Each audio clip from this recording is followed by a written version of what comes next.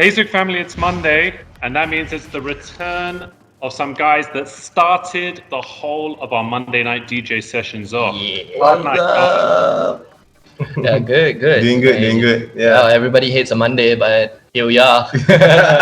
you made Monday seriously fun. I really enjoyed the first mix. You guys were jumping around, bouncing. It was Yeah. almost like there was no reason to be down during the MCO. Yes. We try to keep up the energy during the MCO because like everyone's down, the clubs are all closed and stuff like that. Everyone's at home, right? Yeah. So let me ask you, how have you found the adaptation to moving stuff online? And secondly, what have you been doing during the lockdown? The adaptation to being online, I think it's a bit difficult because like you can live stream, but then like your source of income is still quite low, and it's very difficult for a lot of DJs to actually overcome that source of income and that gap. I mean, we're quite grateful because we have our day jobs and stuff like that. That also took a big hit.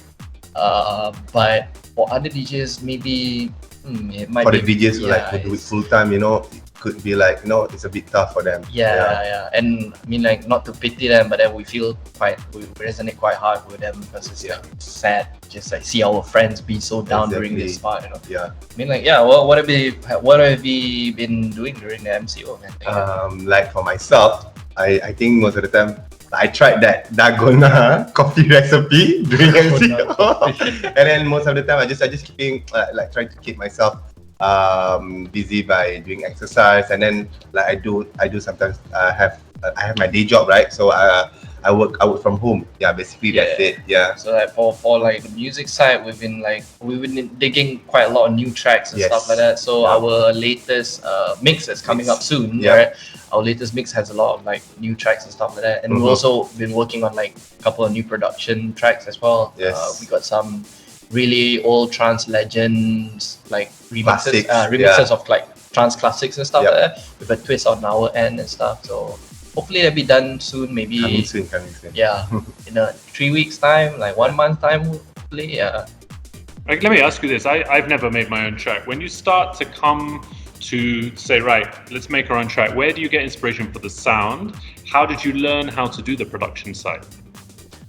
Oh, well, like usually like in the partnership, like I'm the one who produces most of the tracks and stuff. Like he's more of the crate digger, and he searches for the new tracks, and he finds some crazy tracks, So like from those tracks that he finds, like, and usually it's like in totally different genres, down to like minimal techno and like even house and like dubstep or some crazy shit that he finds, And when I listen to those tracks, and I'm like, yeah, this is HardKnights, and I get inspiration from those tracks, and like I'm like, when I hear those tracks, I'm like, maybe I can do it in my own way because I produce a lot of bass house, so I tend to put in a lot of bass house elements into it and house elements, even though it can be like 160 BPM, 150 BPM, so it might be faster, but I still try to put like my own twist on it, and make it a HardKnights track.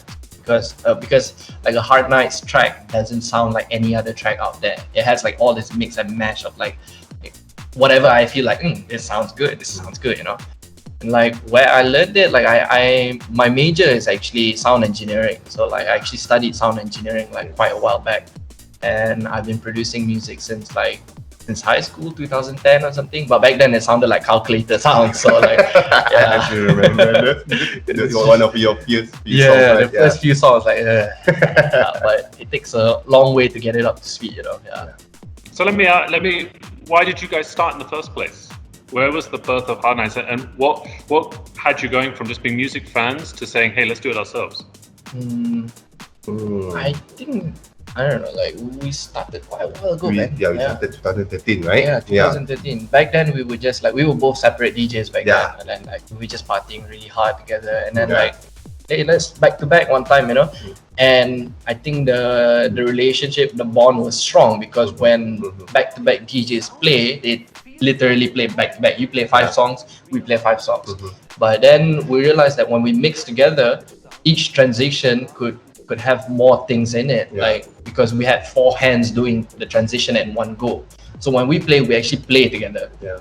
We don't actually like separate. Back to back. Unless he has to go to the toilet or I have to go to the toilet, then we're like, okay, we play first, Yeah. So like back in 2013, I had a residency in Bakita, and then I invited him. And I was like, hey, there's like no one here. Let's just play together. And then when we played, we were like, oh shit, this is nice. This is fun. Like literally playing together instead of like, okay, you play, I wait, and then I play, you wait. It's kind of boring that way. That's pretty cool. I mean, it's good that you found each other. You clearly have a great energy. You bounce off each other. You have a lot of fun. You're not serious. Not serious. I must pay respect because I really, really enjoyed the first set. As I told you before, it reminded me of like Oliver Hill. It was like, I didn't know what to expect. And then you find yourself bouncing around the room and feed off your energy. So the energy really works for the crowd. So was the move into production natural? Was that always something you wanted to do, make your own tracks, or was it more the fun of the DJing that got you going? The fun of DJing. Definitely. The fun of DJing, definitely. It's like the fun of DJing, like we always say, like with HardKnights, like I also like do solo stuff, and that one is like purely production only, and I'm more serious about the production side of it.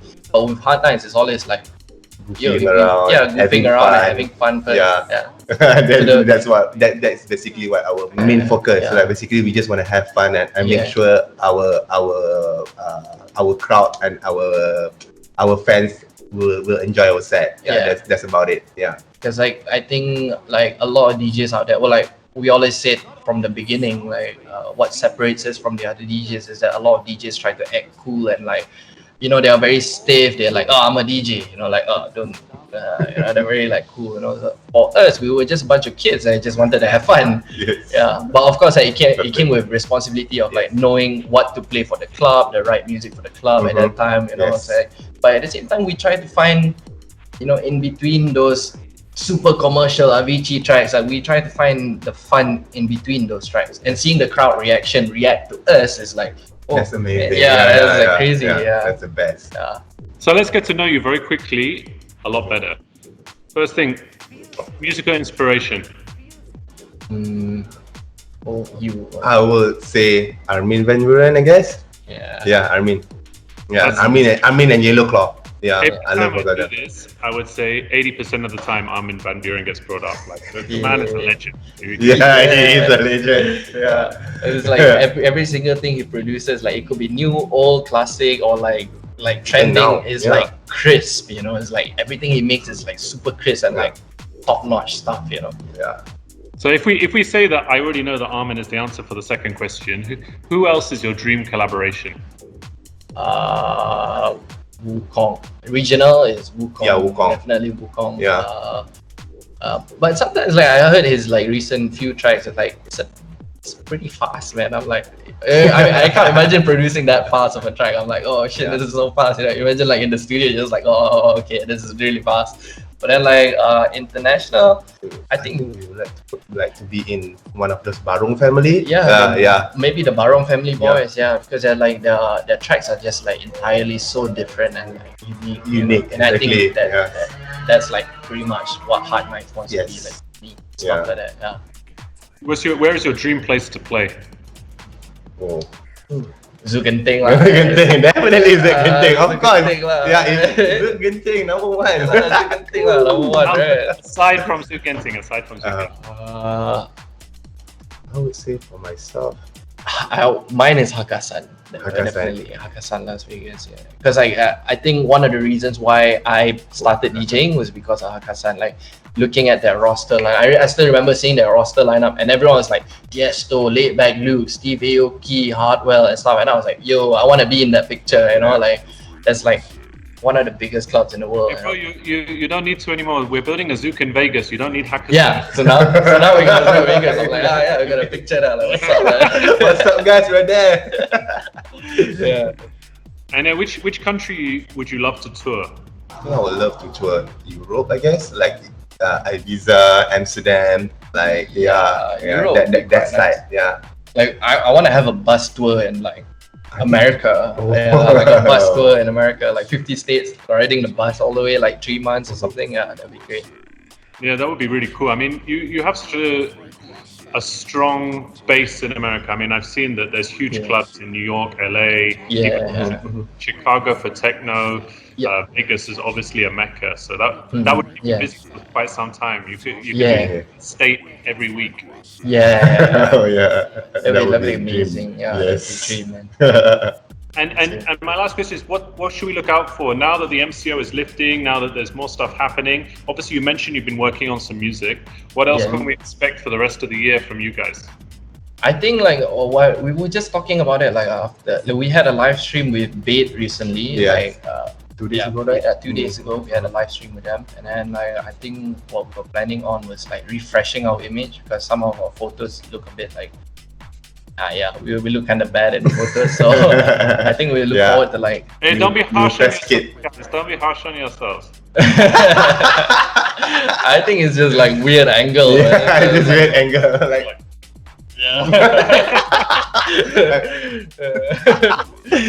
Just like a new press kit photo.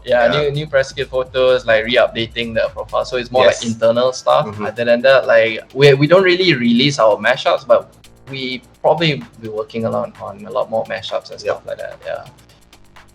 Mate, I can't wait to get you up here. That's 110%. We too. To have you in, obviously April, then May, but obviously that's out of our hands. But as soon as we get the opportunity to reopen, you'll be one of the first people to come up. So thank you for your time, and no worries, and we can't wait to see you soon. Thank you for having us. Like we really appreciate it. Like one of the biggest like brands in Malaysia, and like it's an honor. It's an honor to have be like you guys in Zouk Family. You take care, guys. All right, cheers. Thank you. All right, bye.